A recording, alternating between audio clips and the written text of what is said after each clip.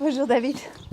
Bonjour Coco. On est nouveau avec David parce qu'il y a eu beaucoup d'intérêt par rapport à la vidéo qu'on a fait ensemble, hein, où toi tu m'as interviewé par rapport à notre maison. Un grand merci.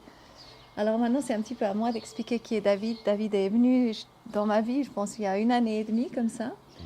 Et en fait c'est avec un savoir extraordinaire au niveau judiciaire, vraiment. Et tu as proposé ton aide par rapport à notre maison grâce à François de Siebenthal. Et il était aussi très engagé dans tout ce qui était l'initiative Monnaie Pleine. Très engagé. Et en fait, tu connais la loi, je pense, mais vraiment, en tout cas beaucoup mieux que les policiers qu'on a croisés l'autre jour. Oui. Et voilà, tu t'intéresses un petit peu à toutes ces failles aussi. Quelles sont ces failles? Tu connais justement l'histoire du fraude du nom.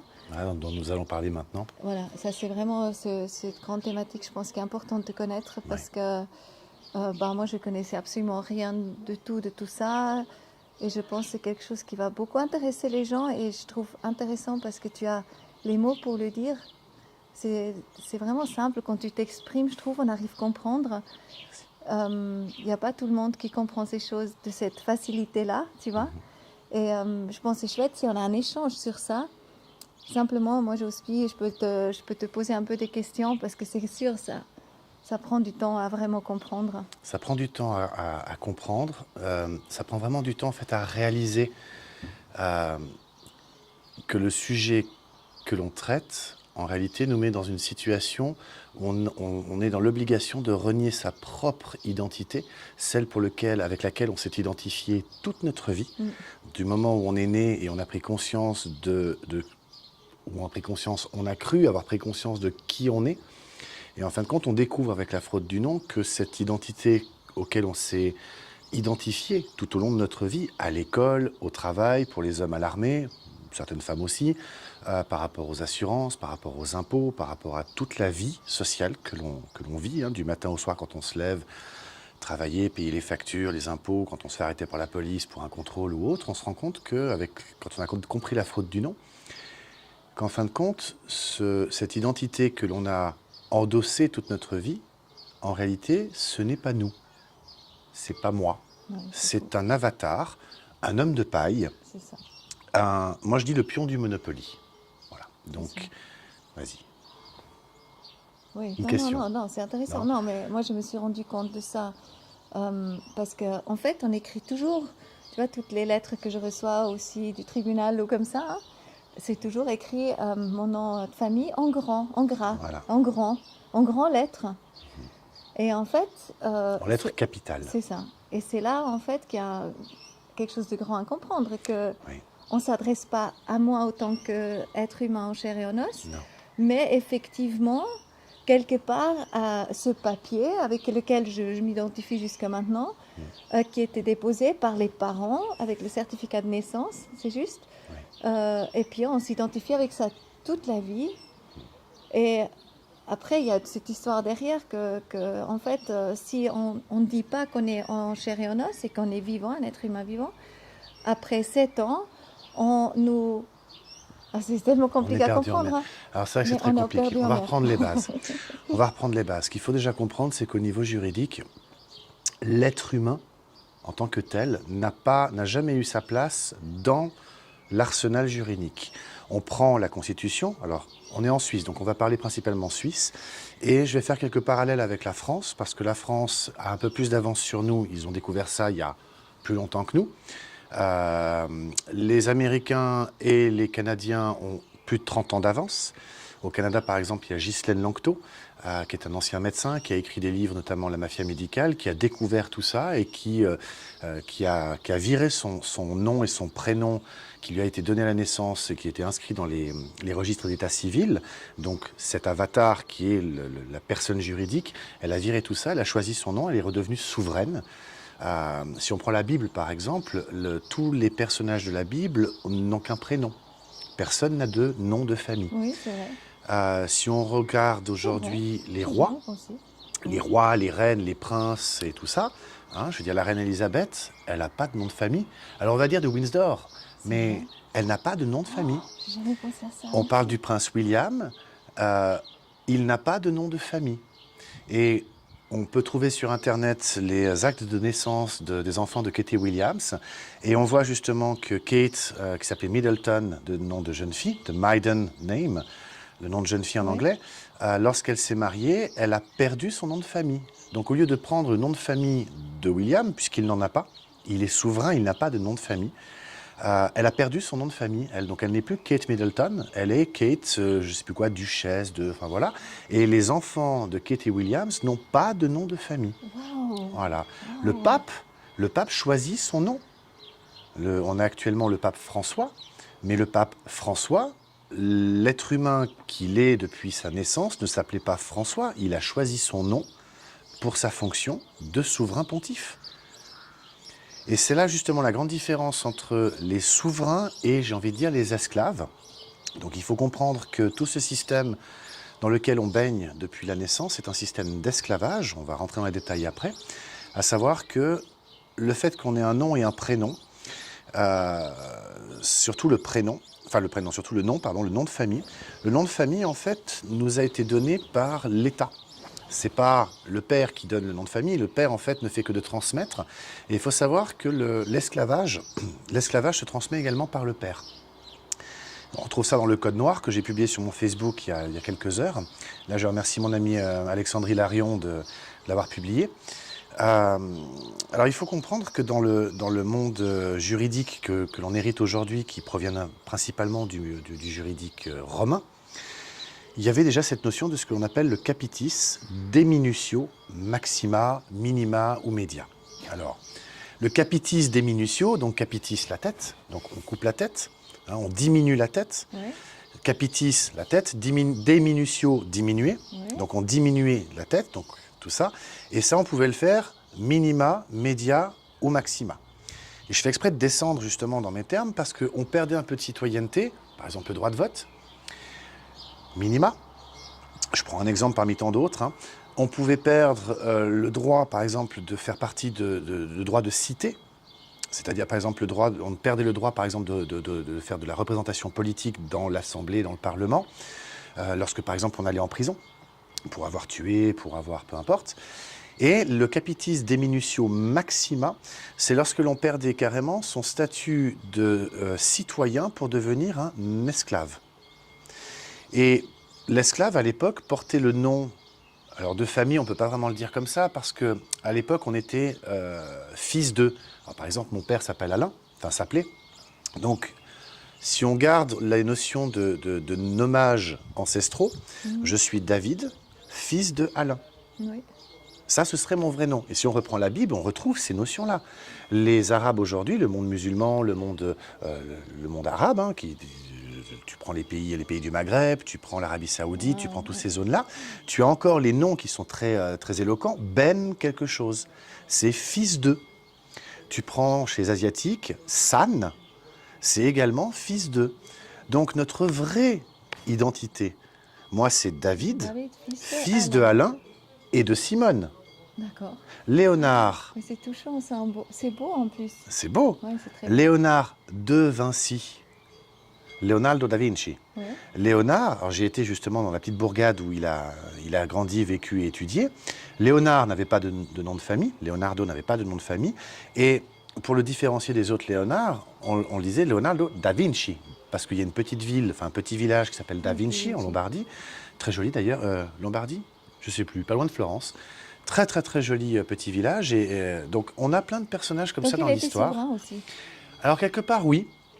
En fait, cette notion de nom de famille, je ne sais pas quand est-ce qu'elle est arrivée.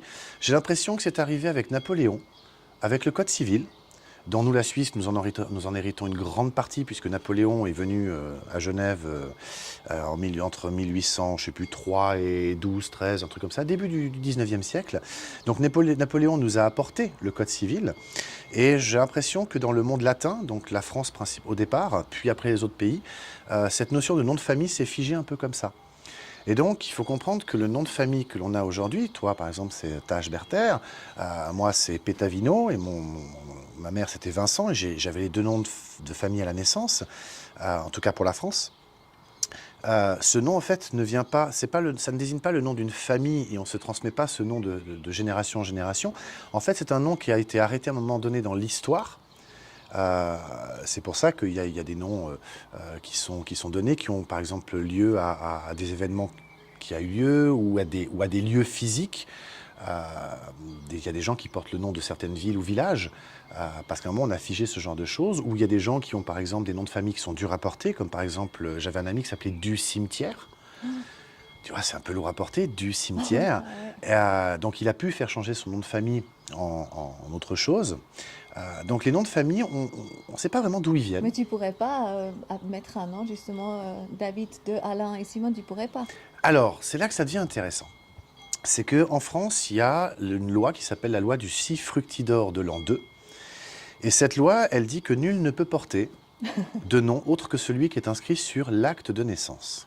D'accord. Alors, j'ai regardé mon acte de naissance. Et sur mon acte de naissance, c'est marqué que je m'appelle David, fils de Pétavino et de Vincent. Donc, on revient à ce qu'on disait tout à l'heure. Mon acte de naissance dit bien David, fils de. On est d'accord. Ça, c'est sur la partie identité. Sur toute l'autre partie de l'acte de naissance, en ce jour de telle date de ma date de venue au monde, je pesais tant, je suis arrivé à telle heure, mon père a déclaré tout ça. Et en fait, on arrive, quand on regarde l'acte de naissance, en tout cas le mien, on s'aperçoit que ce document-là, il a toutes les propriétés d'un contrat qui s'appelle un contrat de fiducie. Parce que la déclaration est faite par le père, devant un officier d'état civil. Et donc, ce qu'il faut comprendre, c'est qu'il y a donc à ce moment-là un constituant, mon père, en me déclarant. Il y a un exécutant, donc l'état civil. Et puis, il y a donc un bénéficiaire, puisqu'un contrat de fiducie, c'est ça, c'est un constituant, un exécutant, un bénéficiaire. Donc, je serai le bénéficiaire. Et c'est ça qu'il faut comprendre, c'est que, ça c'est très complexe à comprendre, il y a des lois ancestrales qui sont toujours d'actualité. Comme par exemple le droit d'amirauté. Alors, le plus dingue dans l'histoire, c'est que les avocats, les juges, les juristes, ils connaissent ça parce qu'ils l'étudient. Mais on leur dit que c'est de la philosophie de droit. Donc en gros, c'est un truc inutile qu'on n'applique plus. Mais la réalité, c'est que c'est toujours d'actualité. Alors, qu'est-ce que le droit d'amirauté ? Parce que tout va expliquer justement cette notion de papier, de déclaration, et le fait qu'on ait un nom, et que, enfin, tout va venir de là. Le droit d'amirauté, c'est le plus vieux code du commerce au monde. Il reposait principalement sur l'honneur. Lorsque deux bateaux en mer faisaient commerce, si les deux bateaux battaient le même pavillon, c'est-à-dire qu'ils avaient le même petit drapeau de chaque côté du bateau, hein, si le bateau A et le bateau B avaient le même drapeau, pavillon pour être précis, alors ils appliquaient les lois de leur pays pour faire du commerce. Si par contre, les deux bateaux n'avaient pas le même pavillon, alors à ce moment-là, ils étaient dans une notion de commerce international.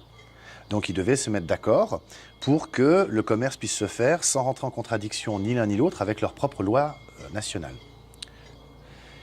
Et puis arrive un troisième cas de figure où l'un des bateaux n'a pas de pavillon, et ça peut arriver, c'est à ce moment-là ce qu'on appelle être des pirates, ou lorsque deux pirates font du commerce, à ce moment-là, ils font comme ils veulent. D'accord ? Donc évidemment que celui qui battait pavillon, lui devait en tout cas respecter son propre code du commerce, même s'il faisait du commerce avec un bateau qui n'avait pas de pavillon. D'accord ? Et ça, c'est ancestral depuis toujours. Ce qui est intéressant de voir, c'est que on hérite de ça aujourd'hui avec le droit international. Dans le droit international, on voit par exemple avec l'OMC, on voit par exemple avec le Code uniforme du commerce, le Uniform Commercial Code, l'OMC, c'est l'Organisation mondiale du commerce. Elle repose un petit peu là-dessus, justement, enfin un petit peu, même énormément. Et peut-être le UCC, c'est Alors le UCC, c'est le Code uniforme du commerce, ou en anglais Uniform Commercial Code. Et le Code uniforme du commerce, c'est un code, en fait, c'est un code qui a été écrit aux États-Unis, mais qui retranscrit ce droit d'amirauté. D'accord ? Et aujourd'hui, il s'applique alors en Suisse depuis 1994. On retrouve ça dans un message qui avait été fait de l'Assemblée fédérale, du Conseil fédéral à l'Assemblée fédérale, concernant la loi sur les titres intermédiaires. Et on lit noir sur blanc que le Code uniforme du commerce s'applique depuis 1994 en Suisse. Alors ce Code uniforme du commerce, il est très intéressant parce que c'est... alors déjà, il est étudié uniquement dans le cadre universitaire par des gens qui font par exemple un MBA. Mais alors ce qui est intéressant, c'est... Alors, s'il est reconnu, alors ce qui est dingue, c'est que les gens qui étudient le UCC, le Code uniforme du commerce, comment dire ça, on leur donne un cours un peu vague sur les grands principes généraux. Mais on ne leur fait pas vraiment étudier ce droit-là. Il faut être très très spécialisé, donc c'est une étude très particulière de ce droit. Et donc c'est vraiment le droit du commerce international. D'accord ? Ce qu'il faut comprendre, c'est que comme il provient du droit d'amirauté, il est quelque part, il hérite de quelque chose d'ancestral, mais il reprend ces principes du droit d'amirauté, dont un qui est vraiment clé, à savoir que, à l'époque, on remonte à la période des galères et compagnie, imagine-toi par exemple Marco Polo, lorsqu'il a pris son bateau et qu'il est parti à l'aventure, il faut savoir qu'il a remis à la capitainerie, donc au port, à la capitainerie, à l'administration, il a dû remettre tous ses documents, c'est-à-dire ses titres de propriété, tous ses titres, d'accord ? Tout ce qu'il possédait, il l'a remis à la capitainerie. Pourquoi ? Parce que s'il part avec ses papiers et que le bateau coule, l'héritage ne peut pas se transmettre, puisque les papiers n'existent plus. C'est des contrats. C'est des contrats. Il faut comprendre que tout sur cette terre... Donc, par exemple, voilà, la maison, c'est un contrat. Voilà, tout sur cette terre, il faut comprendre que les banques, les assurances, l'administration et tous ceux qui nous demandent en fait des papiers par rapport à un objet qu'on croit posséder, une voiture par exemple, en réalité ce n'est pas l'objet qui les intéresse, c'est le papier qui se substitue en fait à l'objet. D'accord ? Donc pour la voiture par exemple, c'est la carte grise. Pour la maison, c'est le titre de propriété. Pour le terrain, c'est le titre de propriété. Je crois qu'on a compris un peu le principe. Pour l'être humain, c'est la carte d'identité. D'accord ? Donc, tous ces documents, aujourd'hui, c'est comme si lorsqu'on partait en mer, on devait les remettre à la capitainerie. D'accord ? Parce que si le bateau coule, ou si je ne reviens pas, donc je suis Marco Polo, si je ne reviens pas au bout de 7 ans, eh ben, la capitainerie remet tout ça à l'État qui, elle, lance le processus d'héritage. Oui, c'est ça. D'accord ? Ce qu'il faut comprendre, c'est que, avec le temps, on a peut-être oublié, probablement même, que ces documents sont à la capitainerie. Donc on n'a jamais été les chercher. C'est un petit peu comme l'histoire de l'or et du papier billet. Où justement, on mettait l'or dans les coffres justement des orfèvres, qui lui nous donnaient des bouts de papier. Puis l'orfèvre s'est aperçu que finalement, comme personne venait récupérer son or, il pouvait continuer à émettre des papiers. Mais on est exactement dans le même schéma. C'est-à-dire que comme la capitainerie, ou plutôt aujourd'hui l'administration, on ne va pas récupérer les titres originaux, on n'a que des copies. Tu vas demander ton acte de naissance, tu obtiendras une copie, pas un original. Tu vas demander ton titre de propriété au registre foncier, tu obtiendras une copie, pas un original. Et il est où l'original ? Alors, c'est une bonne question. C'est une excellente question. Alors, moi, j'ai appelé... Notaire, non ? Alors, j'ai appelé, parce qu'on a plein de documents pour revenir à l'être humain, nous, l'être humain, il faut comprendre le processus de création de la personne juridique, donc du fameux papier qui se substitue à nous. Voilà. D'accord ? La fraude du nom est quelque chose qu'on trouve sur Internet très facilement. Je recommande d'ailleurs le site de mon ami Jack Fruit qui est la tromperie du code justinien. Donc Google, la tromperie du code justinien. Et il a fait un travail absolument extraordinaire.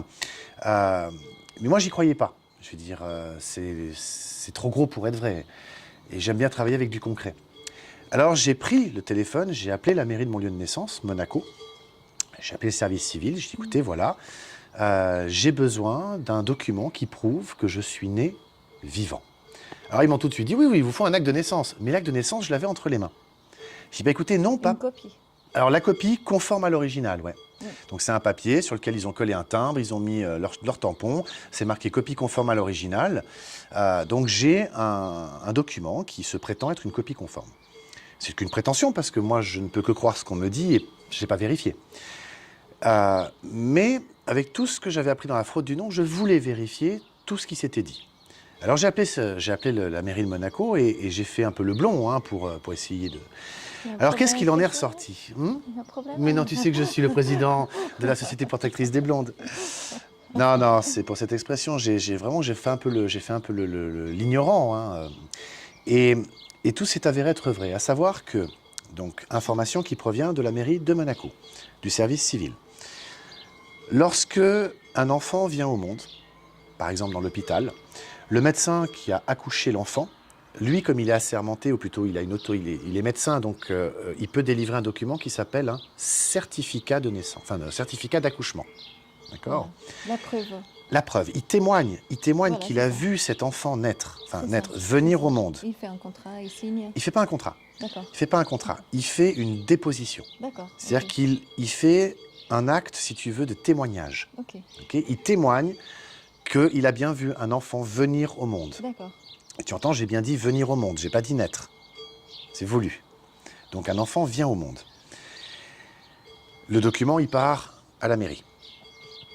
Et évidemment, le père, vu qu'on lui dit tu es obligé de déclarer l'enfant, qu'est-ce qu'il fait le père? Il se pointe soit dans le bureau de l'hôpital, soit il va à la mairie directement, ça dépend, et puis il va remplir une déclaration de naissance. Et ces deux documents vont partir au greffe du tribunal. Et le greffe du tribunal, donc le tribunal, va créer un document qu'il va renvoyer au civil, donc à la mairie, et ce document s'appelle un acte D'accord. de naissance. Mhm. Et il faut comprendre qu'un acte, ce n'est pas un certificat. Un certificat, c'est un témoignage. Un acte, c'est juste une extraction des informations que l'on a à un instant donné. Tu vas par exemple à l'office de la population, tu demandes tu demandes un justificatif de domicile, elles vont te sortir un acte de domicile. D'accord.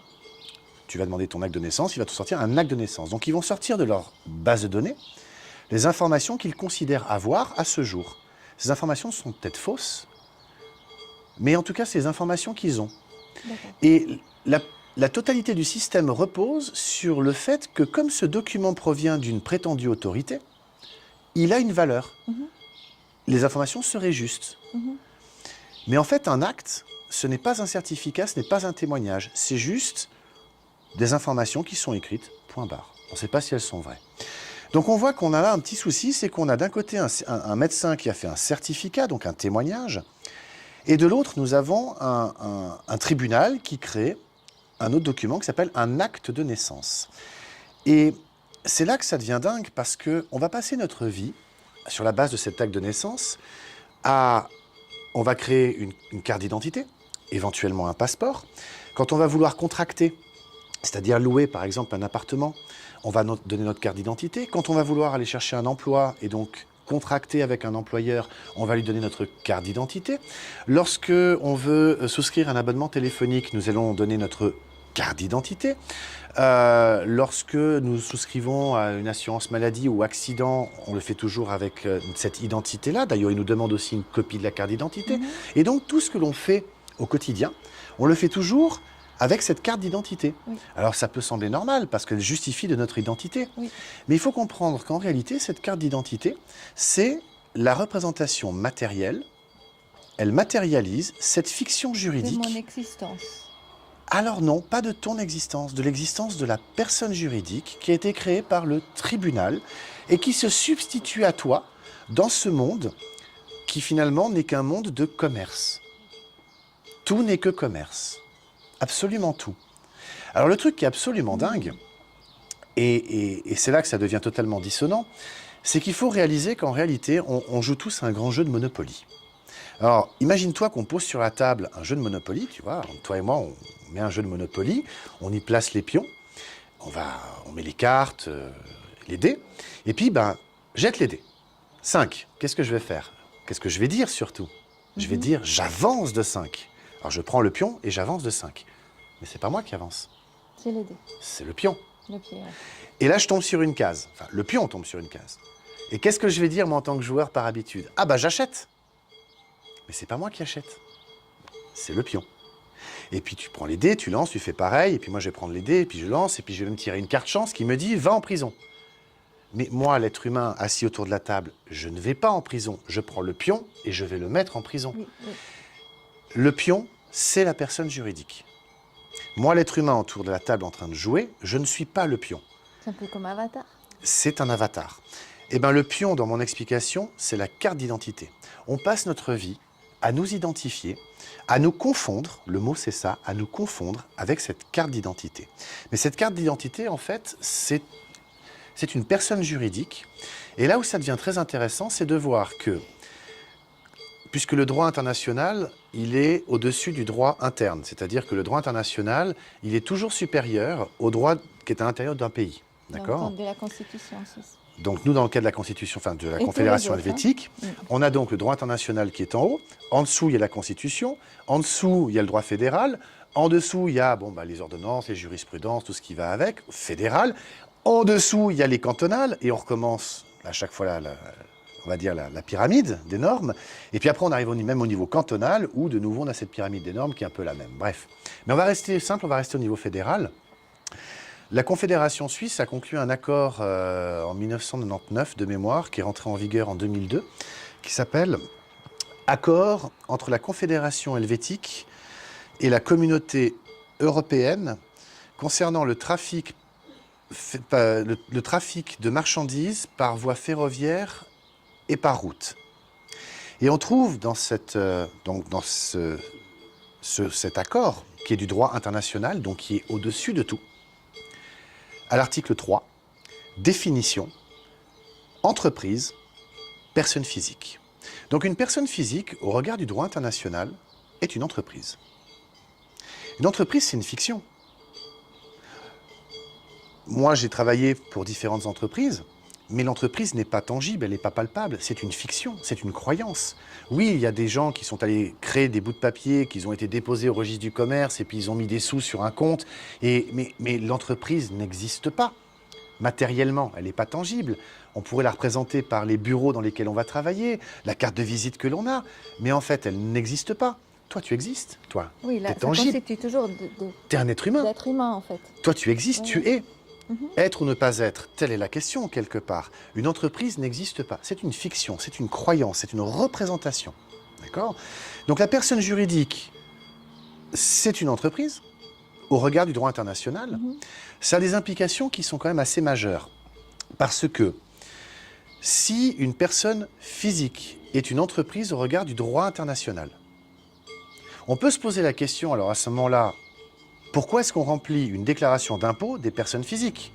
Et pourquoi ne pas remplir à ce moment-là une déclaration d'impôt des personnes morales? Puisqu'une personne morale, c'est une entreprise. On va me dire, oui, mais les personnes physiques aussi. Et là, on rentre en fait dans des marasmes juridiques où on va avoir l'administration fiscale qui va dire, mais moi, je suis bloqué par le biais de ma loi sur l'imposition des personnes physiques ou des personnes morales, qui quelque part entre totalement en contradiction avec le droit international, qui prime. Donc c'est là que ça devient génial, parce que finalement, on se rend compte que tous ces articles de loi, tous ces codes, finalement, ne sont que des conventions que l'on accepte ou pas d'adopter entre l'un et l'autre des êtres humains qui jouent un jeu, celui du Monopoly. Si on prend la Constitution fédérale, elle est très claire. L'article 5.1, il nous explique que le droit, c'est la base et la limite de l'activité de l'État. Donc, on prend la loi, et c'est le début et la fin de ce qu'il a le droit de faire.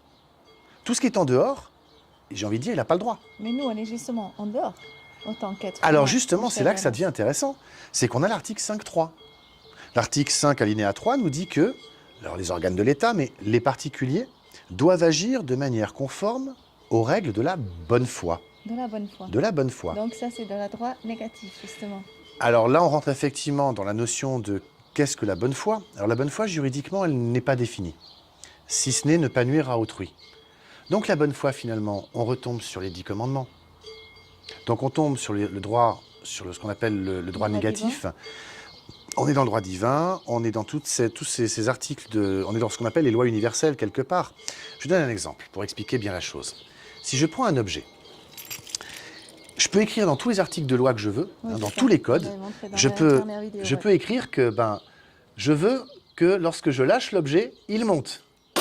Je pourrais l'écrire dans tous les codes possibles et imaginables. Mais c'est pas juste. Je m'oppose là à une loi universelle. Oui, Je ne peux pas m'y opposer. voilà. D'accord ?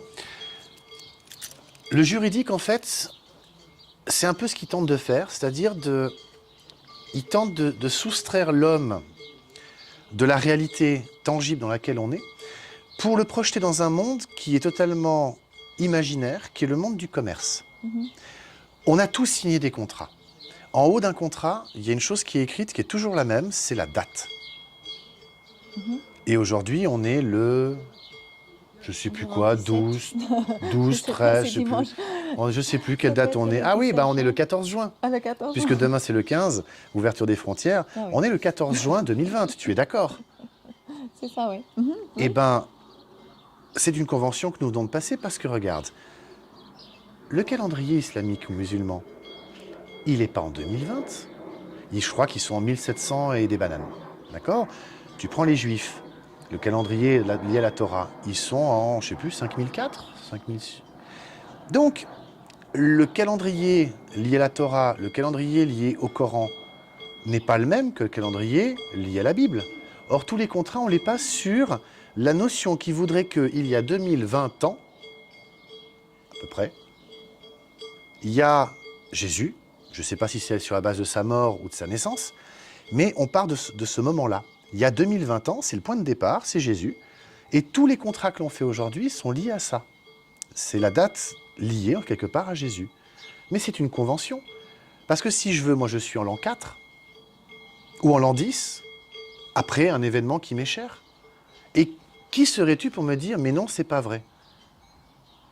Et c'est là qu'on voit que tout ce que l'on fait dans notre quotidien, en fait, sans qu'on se rende compte, s'attache à des croyances. Et les outils de développement personnel, d'ailleurs, tentent de nous le faire comprendre. Sortons des schémas. Oublions ce que l'on croit savoir, tout démonter pour tout reconstruire. Qui sommes-nous? Qui je suis? Alors, qui je suis? Ben, si je prends mon porte-monnaie et je regarde, j'ai une carte d'identité, je suis... Ben non, je ne suis pas ça. Ça, c'est une fiction qui a été créée par le tribunal. En fait, moi, je suis David. Je suis un être humain. Et tout ça, c'est une grande expérience que je peux vivre. Je suis un esprit, incarné dans un corps d'os, de chair et de sang. Tous les livres saints le parlent, le disent, d'une manière ou d'une autre. Je fais une expérience terrestre, quelque part. Ce que les New Age essaient de faire comprendre, ce que les outils de développement personnel essaient de faire comprendre aussi. Et le tribunal fédéral l'a même reconnu, puisqu'il y a un arrêté du tribunal fédéral qui dit que les esprits de l'au-delà ne sont pas des sujets de droit suisse. Alors là, on arrive dans un contexte qui est assez intéressant, parce que si les esprits de l'au-delà ne sont pas des sujets de droit suisse, ça veut dire que lorsque je me fais flasher, parce que j'ai roulé à 3 ou 4 km/h de trop, ce qui arrive, hein, qui a été flashé? Est-ce que c'est moi l'être humain ou est-ce que c'est la voiture? La voiture qui a une plaque d'immatriculation qui appartient à l'État. Le véhicule, il a une carte grise. Est-ce que c'est le véhicule qui va être amendé ou est-ce que c'est la carte grise? La carte grise, elle a le numéro de plaque d'immatriculation qui a été flashé. Donc c'est ça qu'ils vont regarder, c'est pas le véhicule. Donc ils vont envoyer l'amende à celui qui est titulaire de la carte grise. C'est pas le propriétaire, c'est le titulaire. Donc il a le titre entre les mains, mais il n'en est pas le propriétaire.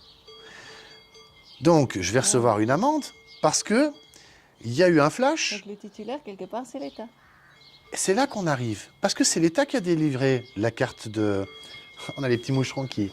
C'est l'État qui délivre la carte grise, c'est l'État qui a fabriqué la plaque d'immatriculation. Moi, je suis un être humain là-dedans. Alors certes, je suis une personne juridique, enfin, il y a une personne juridique fictionnelle qui représente ça, mais en fin de compte, il faut se rendre compte aussi d'une chose, c'est que cette personne juridique étant une fiction, est-ce que je suis dans l'obligation, moi, finalement, de... Comment dire? Qui devrait payer? Alors justement, c'est ça. Qui doit payer, le propriétaire ou le titulaire? Alors en France, ils ont découvert quelque chose d'assez intéressant. Alors les Canadiens avaient déjà fait un merveilleux travail là-dessus, les Américains d'autant plus. Au Canada, c'est Pete Daoust qui a fait beaucoup de vidéos là-dessus. La sûreté de la personne. Alors c'est quelque chose qui est assez dingue. La sûreté de la personne, vraiment pour comprendre ça, il faut vraiment ouvrir l'esprit. La sûreté de la personne, on la trouve déjà pour commencer dans la Déclaration des droits de l'homme et du citoyen de 1789.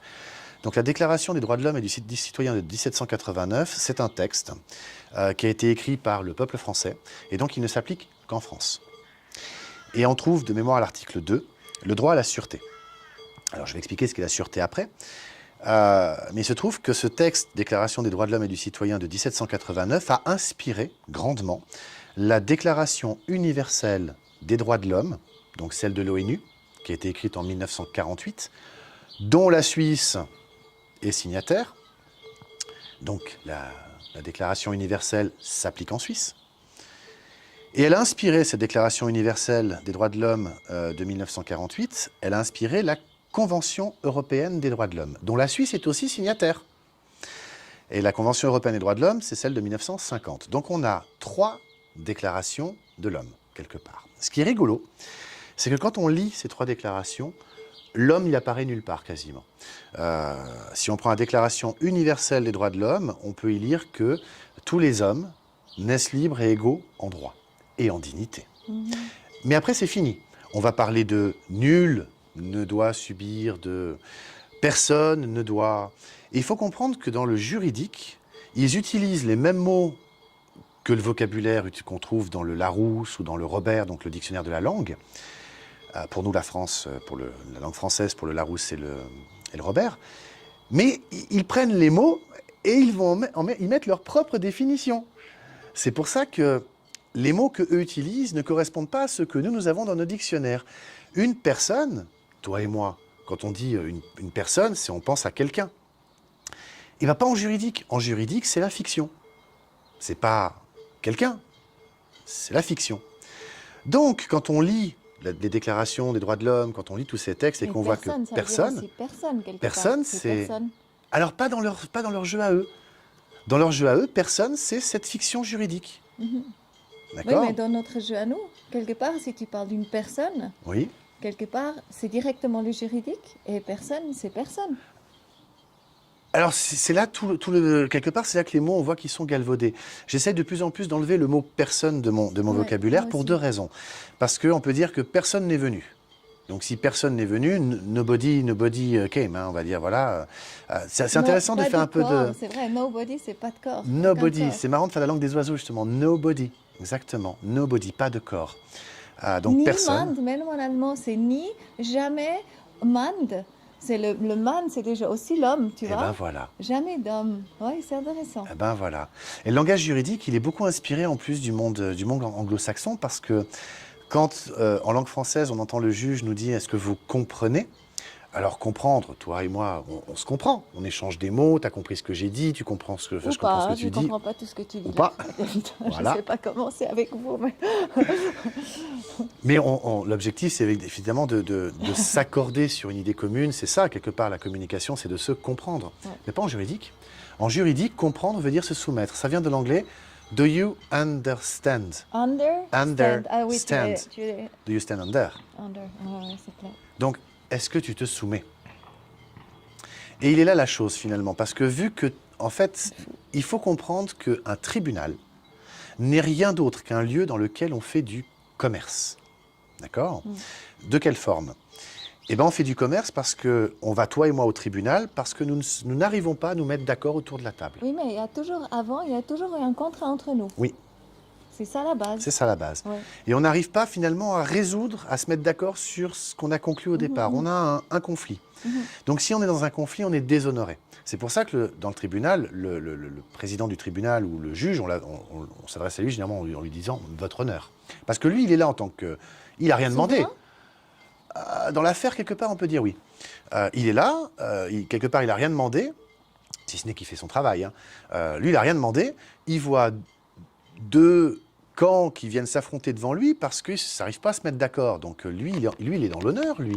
Mais il y en a un des 2 qui n'est pas dans l'honneur. Un des 2 camps, d'accord, qui n'est pas dans l'honneur. Là, c'est compliqué à comprendre, mais en réalité, dès qu'on rentre dans un tribunal, on se met d'office dans une situation de contrat commercial. D'accord. Okay, dans un contrat commercial qui s'appelle une fiducie. Et donc, il y a le constituant, celui qui a fait appel au tribunal. C'est ce que tu as essayé d'expliquer à un rendez-vous au tribunal. C'est ça. Et il n'a pas du tout aimé. Ah, il n'a pas aimé. Accepté. Il n'a pas aimé. Il a dit, je sais très bien ce que je fais. Oui. Qu'est-ce que tu avais dit? Alors, il n'a pas aimé parce que je lui ai dit, donc, nous sommes là réunis.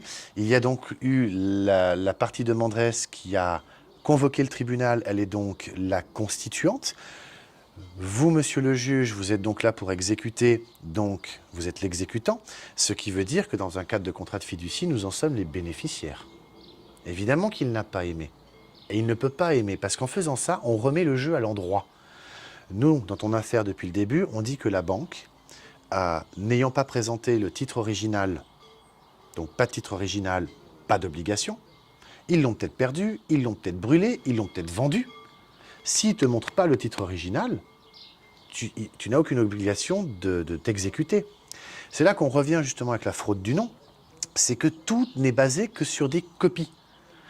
Et aujourd'hui, il y a plusieurs êtres humains qui veulent remettre la main sur tous les documents originaux qui se trouvent à la mairie.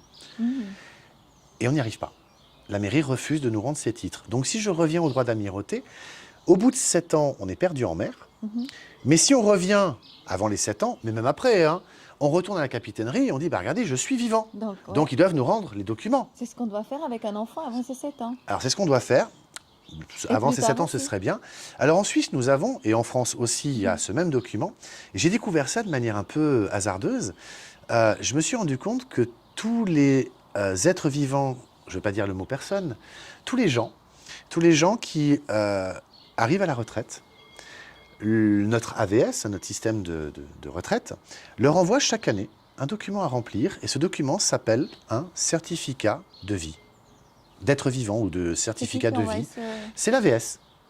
L'AVS envoie chez qui? L'AVS envoie un document à celui qui est bénéficiaire d'une rente AVS, un certificat de vie ou attestation de vie, un truc comme ça, certificat de vie, je crois. Donc nous, on reçoit ça? À la retraite, oui. D'accord, d'accord. Et donc, ils doivent retourner ça, évidemment, à l'AVS, donc aux caisses de retraite. C'est pour leur signaler qu'effectivement, ils sont toujours en vie. C'est intéressant, ils sont en vie. D'accord? Donc, parce qu'ils sont en vie, ils vont être rémunérés. D'accord? Pourquoi j'aborde ce sujet-là? Parce qu'en fait, quand on va sur le site de la commune, moi j'habitais à Lancy, donc je cherchais ce document, un certificat de vie, et ben on peut aller dans n'importe quel... on peut l'imprimer depuis Internet déjà, parce qu'il est donné par les communes. Il n'a pas le logo de l'AVS, donc c'est un document où il n'y a pas le logo de l'AVS. On peut le remplir, aller voir la police, la gendarmerie, ou une autorité comme par exemple l'administration civile, et ils le tamponnent du moment qu'on leur montre que on est bien là, et puis on a bien la carte d'identité donc qui correspond à cette personne juridique fictionnelle, et ils vont nous reconnaître en vie. Comme ils nous reconnaissent en vie quelque part, c'est comme si on revenait de la mer. De la mer. D'accord? Oui. C'est important cette notion de revenir de la mer donc parce qu'elle est symbolique. C'est la première fois qu'on nous reconnaît autant qu'être humain? Alors, c'est un petit peu ce que je commence à comprendre, c'est que l'administration nous reconnaîtrait que nous sommes donc en vie. À partir de 65 ans. Alors, ils le font comme ça aujourd'hui, mais rien ne t'empêche d'aller aujourd'hui sur Google, de taper certificat de vie suisse, voilà, de télécharger le document, de le remplir, d'aller à l'administration et de te le faire tamponner. Et donc, l'administration, l'autorité prétendue, te reconnaît en vie. C'est là que ça devient intéressant parce que du coup, je pense que c'est grâce à ça qu'on peut initier toutes les démarches derrière pour récupérer les titres originaux. Je veux venir sur l'assurance vie parce que c'est extrêmement important. Là, je pense qu'on peut comprendre. Il y a des gens qui ont fait des assurances vie. J'ai le souvenir d'une amie, Raphaëla, si tu regardes cette vidéo, je te salue. Son papa a disparu il y a des années en arrière. Et normalement, au bout de 7 ans, l'assurance vie doit faire bénéficier l'assuré, hein, donc dans ce cas-là, c'était sa fille, du montant de la prime qui était convenue et prévue. Bref. C'est là qu'on se rend compte que finalement, ce droit d'amirauté, ce qu'on explique, c'est cette notion de perdu en mer, donc la marchandise où l'être humain se perd en mer et que donc les documents restent à la capitainerie, sont donc lancés dans un processus d'héritage, que quand on revient de la mer, on les récupère. C'est quelque chose qui peut sembler fou, mais c'est bien réel parce que tout notre système repose là-dessus et on le voit bien avec les assurances vie. Ils ont cette notion de 7 ans. Ils l'ont. Et en plus, elle est écrite dans la loi. Tu vois? Donc, ça peut paraître fou tout ça, mais c'est une réalité. Alors pourquoi les avocats, les juges, ils ne sont pas d'accord ou ils ont du mal à comprendre ce qu'on leur explique? Alors déjà, d'une part, c'est voulu, parce qu'ils ont appris ça comme étant de la philosophie de droit, premièrement. Mais par contre, ils en ont fait des doctorats, des masters, des travaux de diplôme, donc ils sont tout à fait au courant. Hein. Au contraire, ils ne pourraient pas le dire. Mais le plus dingue dans l'histoire, c'est que pour comprendre tout ce marasme qu'on met maintenant au jour avec la fraude du nom, tout ça s'est réparti dans différents endroits. T'en as un petit peu dans le Code civil, t'en as un petit peu dans le Code des obligations pour la Suisse, hein. T'en as un petit peu dans la Constitution fédérale, t'en as un petit peu dans le droit international, t'en as un petit peu par-ci, t'en as un petit peu par-là. Et donc, le problème, c'est qu'un avocat, il va se spécialiser en civil, il va se spécialiser en pénal. Oui, personne n'a la supervision surtout en fait. C'est ça. Et c'est hyper compliqué. Et c'est hyper compliqué. Quand même. Alors, je ne suis pas le seul. Il y a énormément d'autres gens merveilleux qui ont travaillé là-dessus, hein. Sonia, je te salue. En France, il y a des gens comme Lorelai qui ont fait un travail extraordinaire. Lorelai, par exemple, on trouve sur son site Aurore Esclave Story. Elle a fait une vidéo extraordinaire où elle explique que le Code civil en France, l'article 1, dit clairement que la loi doit être promulguée partout sur le territoire par le roi. Alors, il faut savoir qu'en France, M. Raffarin, de mémoire en 2004, je crois, il a écrit un texte, de mémoire une ordonnance, ou un décret, je ne sais plus, pour modifier le Code civil, l'article 1 notamment. Alors, c'est drôle parce que il a écrit un texte qui, juridiquement, est en dessous de celui-ci pour modifier celui-là. Je m'explique. Est-ce que tu peux imaginer un seul instant qu'un maire d'une petite bourgade, hein, par exemple ici, dans ce petit village tout sympathique, j'imagine que le maire, ça doit être ton voisin, est-ce que tu imagines que le maire puisse écrire un texte qui va modifier le droit international? Non. Non. Est-ce que tu peux imaginer que le maire puisse écrire un texte qui va modifier la Constitution suisse? Même pas. Non. Sauf dans notre processus légal, voilà. Mais il ne peut pas le modifier de lui-même. Est-ce que tu peux imaginer que le maire puisse écrire un texte qui va modifier le droit cantonal? Non plus. Pas, non plus. Ben là, c'est exactement un peu ce qu'il a fait, c'est qu'il a écrit un décret, donc c'est un texte qui est en bas, qui est allé modifier le truc qui est en haut. C'est ce qui se passe dans la Constitution un petit peu aussi, non? Il y a des choses un petit peu qui se non, sont ça, ils l'ont pas fait, heureusement, mais le peuple veille à ça, justement. Mais donc, Raffarin, M. Jean-Pierre Raffarin, a écrit un texte, un décret, je crois, qui a modifié l'article 1, mais légalement, il n'est pas modifié. Si on reprend tout l'arsenal juridique français, il est intouchable, ce Code civil. Intouchable. On est d'accord. Et on va même plus loin. C'est que si la loi doit être promulguée partout sur le territoire, donc en France, et donc dans les territoires d'outre-mer et autres, si ça doit être promulgué par le roi, il faut savoir qu'en France, le dernier roi qu'il y a eu, c'était, de mémoire, Louis-Philippe Ier, qui était au pouvoir jusqu'en 1826, je crois, de mémoire. Je ne m'attendais pas à vouloir parler de ça, donc j'ai quelques dates un peu floues, à vérifier, évidemment. Et depuis qu'il n'y a plus de roi en France, eh ben, il n'y a plus de loi qui a été promulguée. Et on peut le vérifier de manière très simple, hein. C'est que tout ce qui a été mis en œuvre, on appelle ça des codes. Ce n'est pas la loi, c'est un code. On appelle ça des décrets. Ah, c'est pas une loi, un décret. On appelle ça un décret-loi. Ah bah, c'est pas une loi, un décret. La loi, elle est en dessous de la Constitution. Les décrets, les ordonnances et tout ça, c'est en dessous encore. Donc en fait, vu qu'il n'y a pas de roi qui a promulgué la loi en France, la France fonctionne dans des croyances, dans des textes qui sont des croyances, qui sont en dessous même du truc suprême qui s'appelle le Code civil, qui a dit que la loi doit être promulguée par le roi. Et comme quand on se fait arrêter en France, la gendarmerie, la police dit « c'est la loi ». Mais même eux ne sont pas capables de dire laquelle. Et c'est ça qui est drôle, parce qu'en fait, ils vont s'appuyer sur des règlements de police, des règlements, mais pas la loi. Ils vont s'appuyer sur des décrets, mais pas sur la loi. Et donc, on tombe dans une situation où en France, c'est absolument dingue, mais quelque part, j'ai envie de dire que tout l'arsenal juridique, il n'a aucune valeur. Emmanuel Valls, en plus, a fait quelque chose de dingue en partant, la veille de son départ. Emmanuel Valls, qui était Premier ministre sous François Hollande, il a fusionné, alors je vais le faire très simple, hein, parce que c'est un dossier assez complexe. Parce que je sens que... Il a fusionné, en fait, il a placé tout le pouvoir juridique, qui est censé être séparé, d'après les concepts amenés par Montesquieu. Il doit y avoir 3 pouvoirs, le pouvoir exécutif, législatif et judiciaire. Les 3 doivent être séparés, sinon on est en dictature. Et bien Emmanuel Valls, il a placé le judiciaire sous l'exécutif. Alors il y a toute une histoire avec la Cour de cassation qui a émis une jurisprudence qui voudrait que tant que je ne sais plus quelle cour est toujours sous cette juridiction, effectivement, c'est... En fait, pour dire un truc très très simple, il y a une constitution en France qui dit simplement que lorsqu'il n'y a pas de séparation des pouvoirs, la constitution n'a aucune valeur. Et en France, depuis ce moment-là, eh ben, elle n'a plus de valeur. D'autres vont dire encore plus loin que la Ve République en France ne serait pas légitime pour différentes raisons. Je renvoie de nouveau sur la chaîne YouTube de Lorelai, Esclave Horror Story, où Maître Fortabal Abattu, qui est un avocat, docteur en droit, donc c'est pas un rigolo le monsieur quand même, hein, explique tout ça très très bien. Ça a un impact non négligeable parce que même le Code général des impôts en France n'a aucune légitimité. Et je vais revenir chez nous du coup en Suisse parce que ce qui est dingue, c'est qu'on s'aperçoit que aux États-Unis, le Internal Revenue System, et là on peut voir les vidéos de Aaron Russo, décédé depuis un certain temps malheureusement, mais il est allé interviewer le patron de l'IRS, le Internal Revenue System, qui est l'organisme qui cueille l'impôt aux États-Unis. Dans la Constitution américaine, le droit à l'impôt est inscrit dans la Constitution, mais il y a un organisme privé qui a dit, puisqu'il n'y a personne qui s'en occupe, moi je vais le faire. Le IRS, Internal Revenue System. Donc Aaron Russo est allé l'interviewer, le patron de l'IRS, et il a avoué qu'effectivement, aucune loi n'a donné légitimité à l'IRS de lever l'impôt. Au Canada, il y a Ghislaine Langto, GIS, qui s'oppose à remplir une déclaration d'impôt canadienne parce que le Québec n'aurait pas ratifié la Constitution du Canada. Donc, pas de ratification. Le Québec n'est pas rattaché au Canada, donc elle ne veut pas remplir une déclaration d'impôt du Canada. Elle veut respecter finalement la loi quelque part. Elle le veut.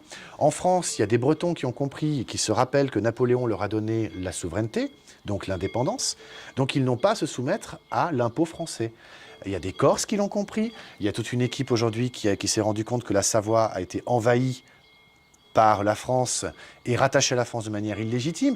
Et il y a plein de choses comme ça. Oui, il y a plein de choses Plein de choses comme ça. Et nous en Suisse, quand on regarde tout ça, on peut poser la question aux impôts de leur dire, mais attendez, vous nous demandez quoi finalement? Parce que vous demandez de remplir une déclaration d'impôt. On doit la remplir de manière conforme à la vérité. Ouais. À la vérité. Ouais. D'accord? C'est la loi fédérale. On signe la déclaration d'impôt. Ils nous demandent par exemple les chiffres qu'on a reçus en tant que salaire. Mais moi, ces chiffres, en réalité, je ne les ai pas reçus parce qu'ils ont été transférés d'un compte bancaire à un autre compte bancaire. Et il y a une jurisprudence qui dit l'argent déposé sur un compte bancaire appartient à la banque. C'est pas moi qui le dis, c'est le tribunal fédéral. D'accord? Donc, si les chiffres, ils appartiennent à la banque, pourquoi ce serait à moi de les déclarer dans une déclaration d'impôt? Premièrement. En fait, quand je déclare les chiffres là qu'on me donne, C'est tellement complexe. ça veut dire que je déclare les promesses que quelqu'un me fait. Mais pour bien comprendre ce qui se passe, Oui, c'est énorme. c'est quelque part, je vais commettre un mensonge en remplissant la déclaration d'impôt avec les papiers qu'on m'a donnés. La feuille jaune de déclaration de salaire. Et tous ces papiers qu'on me donne, quelque part, font que je crois dire la vérité. Parce que je ne connais pas la loi. Toi, tu la connais, la loi? Non. Il y a des avocats, il y a des juges, même eux ne la connaissent pas. D'accord? Est-ce que tu as lu une seule fois la loi sur l'imposition des personnes physiques, la loi fédérale fiscale? Jamais tu l'as lu. Et bien pourtant, tu dois déclarer de manière conforme à la vérité. Tu prends tes bouts de papier que tout le monde t'envoie, hein, ton employeur, l'assurance maladie, tu reprends. En plus, l'État te donne, les impôts te donnent le petit fascicule. Hein, ils t'expliquent, là, il faut mettre tel chiffre que vous trouverez dans tel document qu'on vous a donné. Donc, quelque part, j'ai envie de dire, je pourrais presque accuser l'État de nous faire mentir, quelque part. Parce que le salaire, les chiffres que j'ai reçus sur mon compte bancaire en tant que salarié, je ne les ai pas reçus. Moi, c'est le compte bancaire qui les a reçus. Le compte bancaire, il appartient à la banque. Donc, ce serait à la banque de déclarer ces chiffres. De plus, ces chiffres, ils appartiennent... On est d'accord. Je suis d'accord avec toi, mais David, tout ce que tu dis, c'est tellement complexe. C'est dingue, hein? On est tellement dans une croyance. C'est Oui. tellement figé. Oui. Donc, je comprends que tout ça, c'est quelque part, c'est fraude. C'est une fraude. Donc, quelque part, maintenant, ce qui est intéressant... C'est un dol, pour être précis. Voilà, mais maintenant, vraiment, ce qui est important et intéressant. Et puis maintenant, une fois qu'on commence à connaître tout ça, quelle est notre possibilité? Qu'est-ce qu'on peut faire? Alors, je termine juste sur la banque, parce que c'est clé. Le compte, il est attribué à qui? À un titulaire, et ce titulaire, c'est donc la personne juridique. C'est donc pas moi, l'être humain. Alors, qu'est-ce qu'on peut faire? Alors, la sûreté de la personne, parce que c'était quand même un peu le point de départ, on le retrouve pour nous en Suisse grâce à la Convention européenne des droits de l'homme. La sûreté se veut être une garantie financière attribuée d'office, puisqu'elle est d'office, puisqu'on y a droit, de par la Convention européenne des droits de l'homme. Pour la France, eux, ils peuvent se servir de l'article 2 de la Déclaration des droits de l'homme et du citoyen. La sûreté, en fait, c'est quoi? C'est cette garantie financière que nous avons, que notre personne juridique a, par essence. D'accord? Et cette sûreté, alors c'est Pete Daoust qui l'explique très très bien, pour lui cette sûreté se trouve être, pour le cas du Canada, auprès de la Banque centrale du Canada. Parce qu'il y a une chose que je ne t'ai pas dit tout à l'heure. Lorsque les documents, au moment de la venue au monde de l'enfant et de la création de la personne juridique, j'ai un contact qui me certifie, je ne l'ai pas vu, mais il me certifie que lorsqu'il est allé récupérer son dossier dans la mairie de son lieu de naissance, puisqu'il y travaille, je ne dirai pas où pour sa protection, évidemment. Donc un soir, il a pris les clés, il est descendu aux archives, il est allé trouver son dossier et effectivement, il a tout récupéré, il a tout pris. Et se trouvait être un titre de la banque centrale de son pays, pour ne pas le mettre en danger, il a trouvé un titre émis par la banque centrale de son pays d'un montant de 98 millions d'unités de son pays. D'accord? Donc si c'est aux États-Unis, c'est des dollars, si c'est au Canada, c'est des dollars canadiens, si c'est en Suisse, c'est des francs suisses, si c'est en France, c'est des francs français ou des euros. Je ne veux pas, voilà, mais il peut comprendre. Donc en plus de tous ces documents qui étaient le certificat de naissance, l'acte de naissance, la déclaration du père, il a trouvé un titre bancaire émis par sa banque centrale d'un montant de 98 millions. Donc le truc qui est dingue, c'est ça la sûreté, c'est qu'à notre naissance, une valeur nous est attribuée. Voilà. Et cette valeur, c'est ça la sûreté. Et ça, c'est le compte AVS. Alors, le truc est dingue, mais je pense que oui. Je pense que oui, parce qu'aux États-Unis, ils ont réussi à démontrer que les numéros de sécurité sociaux sont des numéros de compte qui sont joués en bourse. Voilà. Et comme avant nous, l'âge de on se 7 ans, déclare pas être vivant, donc Et- en fait, eux, voilà. ils vont jouer avec ces Voilà. valeurs C'est qui met fictives. cet argent là-dedans? Et cet argent est aussi fictif. quelque C'est de la part. bourse, c'est du casino. Qui vient comme ça. Donc ça veut dire qu'on a tous, enfin on a tous, notre personne juridique, la personne juridique dont nous sommes titulaires aurait une valeur. Je dis bien aurait une valeur, alors aux États-Unis ils l'ont prouvé, aurait une valeur, et cette valeur, vu qu'on ne va pas la récupérer à la capitainerie, Ouais.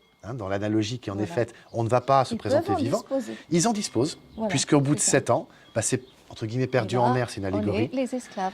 Et c'est vraiment. pour ça qu'on passe notre vie finalement à payer des choses qui C'est finalement ne serions pas de notre ressort. C'est ça. Les impôts, aussi dingue que ça puisse paraître, les impôts, c'est quelque chose qui est arrivé avec la naissance des banques Ils centrales. devraient pouvoir payer ça avec l'AVS de toute façon. En C'est fait, la on sûreté de devrait la rien personne. payer, on ne devrait pas payer les maisons, on ne devrait rien payer quelque part. Alors on devrait rien payer. On Attention, devrait pas je ne veux payer. pas venir sur ce terrain-là. Non, D'accord. c'est pas qu'on On va devrait bien t'arrêter rien parce qu'il payer. commence à bien pleuvoir et je pense qu'on a fait déjà très long. Imagine que tu vas au marché, elle commence à pleuvoir, imagine que tu vas au marché, on y va, hein. Tu vas au marché, tu prends tes tomates, tes kiwis, Non, ça oui, bien sûr. On doit tu vas payer. pas On dire est au bien marchand, d'accord. écoute, On est bien d'accord. sers-toi auprès de ma banque centrale. Non, là tu passes un contrat avec lui, donc tu vas Ouais. lui. C'est du Oui, on commerce est que tu d'accord. fais directement. Mais les impôts, il faut comprendre que les impôts sont toujours liés avec la naissance d'une banque centrale, déjà pour commencer. Donc l'État met en garantie le peuple, donc c'est déjà la première mise en esclavage, premièrement, alors que c'est interdit par toutes les conventions, hein, mais c'est pas grave. Tout le monde le fait. Et surtout, la chose la plus dingue qu'il faut comprendre, c'est que on doit pouvoir décharger ces dettes publiques, donc c'est celles-ci que nous n'avons pas finalement à payer. Les dettes publiques sont à décharger auprès de la sûreté de la personne. C'est ça. Alors, la question qu'on peut se poser par rapport à la Suisse, puisque nous n'avons pas la sûreté de la personne, en tout cas je ne l'ai pas trouvée ni dans la Constitution fédérale, ni dans les constitutions cantonales, ni dans les lois fédérales, ni dans les lois cantonales, je l'ai trouvée nulle C'est très part, flou. à un endroit. Mhm. Le seul endroit où je l'ai trouvé, c'est dans la Convention européenne des droits de l'homme. Et comme la Suisse est signataire, on est donc soumis à ce texte qui, lui, nous donne Le cette texte sûreté de la suprême. personne. D'accord. Donc la question qu'on peut se poser aujourd'hui, c'est est-ce qu'on doit décharger nos dettes publiques auprès de la Banque centrale suisse, à savoir la Banque nationale suisse, ou au travers de la Banque centrale européenne, puisqu'elles sont liées, apparemment, elles sont rattachées, système monétaire européen. Donc, où est-ce qu'on doit décharger tout ça? C'est une bonne question. Il y aurait encore plein à dire sur le sujet des impôts et de la Banque nationale suisse, mais vu tout ce Voilà. qui pleut, voilà. Moi, je dis qu'on peut continuer dedans.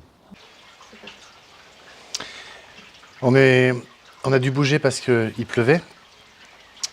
Donc, j'expliquais justement les impôts, pour prendre un exemple. Mais il y a quelque chose qui est absolument hallucinant quand on va regarder. Alors en France, ils se sont aperçus que la République française était une entreprise enregistrée au registre du commerce. On retrouve sur société.com et dans les bases de données de l'INSEE, on retrouve tout ça, puisque c'est l'INSEE qui distribue les numéros de sirène ou de sirette, qui est l'équivalent du numéro de TVA, ce qui veut dire que dès que tu as un numéro de TVA, tu es une entreprise, et une entreprise n'a pour but que de faire du commerce. Et bien en Suisse, c'est inscrit dans le code des obligations, qui est notre code à nous du commerce quelque part, puisqu'il régit toutes les obligations contractuelles. Donc, on voit l'article 762 que la Confédération, les cantons, les communes et les districts sont des corporations. Comme ce sont des corporations, ce sont donc des entreprises, de nouveau, ce sont des entités fictives, elles ont pour but de faire du commerce. Alors, ce qu'il faut comprendre, c'est que la situation juridique dans laquelle on est aujourd'hui, quelque part, avec un petit peu cette guerre des libéraux, des conservateurs, ce qu'on voit avec le monde qui se présente, où il y a de plus en plus d'organismes non gouvernementaux comme l'OMC, l'OMS, qui se positionnent au-dessus des États pour leur donner des directives ou des ordres, ou l'Union européenne. En fait, ce qu'il faut comprendre, c'est que dans la Bible, on voit que Jésus avait chassé les marchands du temple. On pourrait dire aujourd'hui que les marchands ont envahi le temple. Pourquoi ? Parce qu'à l'époque, un organisme public, comme l'État, il était vraiment public. Donc dans la tête des gens, un organisme public, c'est un organisme qui finalement œuvre dans l'intérêt général de la communauté.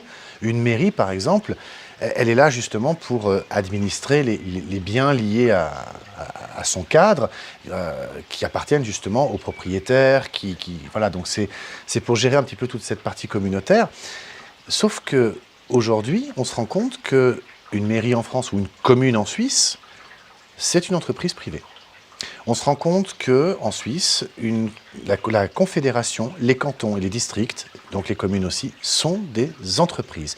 Non seulement elles sont enregistrées au registre IDE, qui est un registre suisse, c'est le registre d'identité des entreprises, mais en plus on retrouve la Confédération, les cantons, les tribunaux, les écoles, la police, la gendarmerie, toutes. On les retrouve en plus dans une autre base de données, qui est une base de données internationale, la base de données du Duns and Bradstreet. Et ils ont un numéro, Duns, et on peut trouver, si on va sur Internet, sur la base de données upic.de, upik.de, et ben on arrive à retrouver, pour la Suisse, la Confédération, tous les cantons, toutes les communes, tous les hôpitaux, tous les corps de police, donc la police cantonale de ceci ou la police cantonale de cela, on les retrouve tous, et ce sont tous des entreprises. Ce qui est dingue dans cette histoire, c'est que les fonctionnaires qui sont employés par ces administrations, ils pensent faire très bien leur travail et à juste titre. Ce qu'ils ne savent pas, c'est qu'en réalité, ils font du commerce, et qui plus est de manière illégitime, parce qu'ils obligent l'être humain à faire du commerce avec une entreprise privée. Les impôts, par exemple, envoient la déclaration d'impôt, donc le fonctionnaire fait très bien son travail par rapport à ses règlements, par rapport à ce qu'il a appris. Donc qu'est-ce qu'il fait ? Il envoie la déclaration d'impôt au contribuable. Le contribuable va faire quoi ? Il va la remplir, il va la signer, puis il va renvoyer. Donc c'est là qu'il a contracté avec une entreprise. En fait, ce qu'il faut comprendre, c'est qu'aujourd'hui, ce qui était public est devenu privé. Ça a un impact qui est non négligeable, parce que ça veut dire qu'en fin de compte, moi je n'ai aucun contrat avec la Confédération, je n'ai aucun contrat avec la commune, je n'ai aucun contrat avec le canton, jusqu'à preuve du contraire, et je n'ai aucun contrat avec l'administration fiscale. Sauf si je reçois la déclaration d'impôt et que je la remplis, je la signe, là j'ai contracté avec eux. Pourquoi ? Parce qu'eux vont dire, mais attendez, il y a une loi, on utilise une loi. Et on se retrouve dans la même situation que le Internal Revenue System aux États-Unis, c'est-à-dire cet organisme privé qui s'est dit, bah tiens, vu qu'il n'y a personne qui occupe ce terrain-là, bah moi je vais le faire. Sauf que nous, en Suisse, ou en France, l'impôt est né, notamment avec la Banque centrale, en tout cas en Suisse. Et ce qu'il faut comprendre, c'est que ces organismes publics, en devenant privés, continuent une activité qui, théoriquement, ne leur appartient pas. En traduction, si toi, aujourd'hui, tu montes une entreprise, et tu décides d'envoyer des déclarations d'impôt à tes clients, et de les taxer sur la base de la loi des impôts, tes clients ils vont te dire « t'es gentil, mais ça c'est de l'arnaque ce que tu es en train de faire. T'as pas le droit de faire ça. » Ils déposeraient même plainte, ce qui serait juste. Mais nous, parce qu'on nous a enseigné, on nous a appris, nos parents nous ont dit, parce qu'on croit que tout ça est légitime, et en fin de compte, moi j'ai l'intime conviction, et je vais me réfugier derrière mon droit fondamental de croyance, qui est inscrit dans la Constitution fédérale, Je crois que tout ça, c'est une immense supercherie.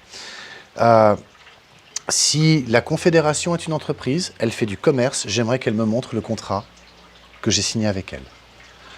Si la commune, les cantons, la gendarmerie, la police font du commerce avec moi, j'aimerais savoir quel est le contrat que j'ai signé avec eux. Tant que je ne nuis à personne, je fais un excès de vitesse. Je dépasse de 3, 4, 5 km/h, y compris au-dessus de la marge de sécurité. Hein. À qui ai-je nuit? Est-ce qu'il y a un blessé? Est-ce que la Confédération ou la commune, le canton, qui va m'envoyer l'amende, peut se prétendre d'être lésé de quelque chose? Non. Ils ont juste pris une photo. Voilà. Donc ça, c'est extrêmement important à comprendre, c'est que le domaine public, enfin les organismes publics, sont devenus des privés. Les gens qui y travaillent ne le savent pas, donc les fonctionnaires, les agents de police, les administrateurs, tous ces gens, ils ne le savent pas. Et ils font très très bien leur travail, ça j'en conviens.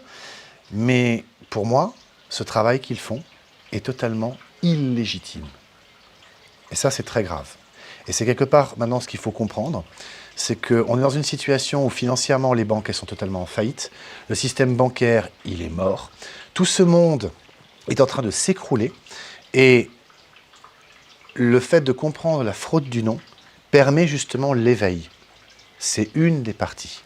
Et pour ça, il y a des vidéos que j'invite vraiment tout le monde à aller voir. C'est les vidéos de mon ami Jérémia Lécarné. Il a une chaîne YouTube. Il a fait un travail extraordinaire de recherche, vraiment, sur les contrats, sur le droit des défunts, sur la notion de temps. Il a découvert, par exemple, que le temps est une notion juridique qui n'existe que pendant les contrats. Puisqu'on a parlé tout à l'heure de 2020. Hein, donc on a conclu tous les deux que cette date-là était correcte entre toi et moi parce qu'on accepte tous les deux cette notion de il y a 2020 ans, Jésus, tout ça. C'est un contrat. Jérémia a vraiment fait un travail extraordinaire. Il a une pédagogie exemplaire. Et vraiment, j'invite tout le monde à aller voir sa chaîne, Jérémia Lécarné. Voilà, merci.